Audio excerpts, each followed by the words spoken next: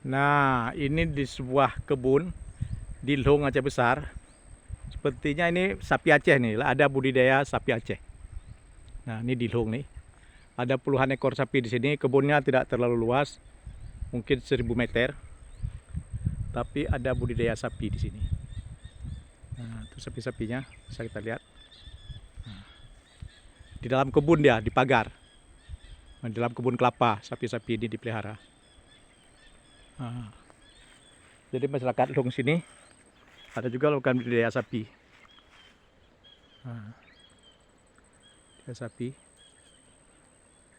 Nah, di sebuah kebun kelapa mungkin luas arealnya sekitar 1000 meter atau 800 meter nih. Nah, dia mau rumput. Jadi ada rumput di kebun kelapa ini. Sementara di sisi sebelahnya ada kebun pepaya. Kebun pepaya nih. Kebun pepaya. Nah, jadi sebelah sana lagi ada mau ditanam sepertinya perkebunan cabai. Nah, jadi ada budidaya sapi di sini yang sangat bagus. Sepertinya sapi-sapi ini tergolong sapi Aceh nih, kecil-kecil. Kalau ke sapi Aceh itu rasanya manis. Jadi sapi tidak dilepas di kebun ini dan dikurung di dalam kebun. Nah, ada kandangnya juga sebelah sana. Ada kandangnya sebelah sana. Ada kandangnya juga.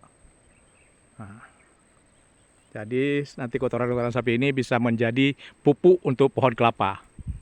Nah, dan sapi-sapi juga bisa berteduh di bawah pohon kelapa.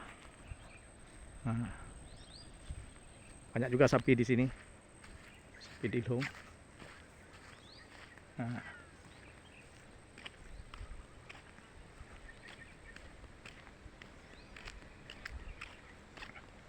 ada sapi-sapinya. Dan di sana ada kandangnya tuh. Ada kandangnya juga sana. Nah, kandangnya tidak berdinding tapi punya atap kandangnya. Tidak berdinding tapi pakai atap kandang. Itu ada sebelahnya ada kebun sepertinya mau ditanam cabai itu. Nah, ada sebuah bukit yang mau ditanam cabai. Nah, beginilah masyarakat Long melakukan aktivitas ekonomi, berkebun, bertani, bersawah, beternak sapi. Beternak sapi dan juga yang beternak kambing. Nah,